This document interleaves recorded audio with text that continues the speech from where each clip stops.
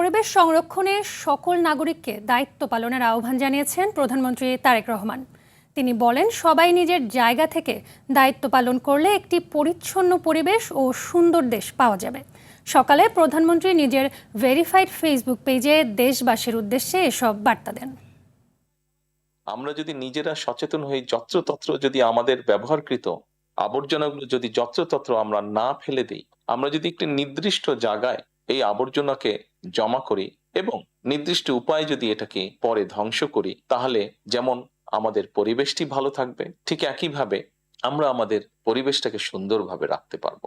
আজকে থেকে প্রত্যেকে সচেতন হই, আমাদের হাতের আবর্জনা বা ব্যবহারকৃত আবর্জনা যদি নির্দিষ্ট জায়গায় সুন্দরভাবে আমরা গুছিয়ে ফেলি, তাহলে ধীরে ধীরে হয়তো আমরা আমাদের এই বাংলাদেশটাকে আবর্জনা মুক্ত করতে পারবো, সুন্দর একটি পরিবেশ গড়ে তুলতে পারবো।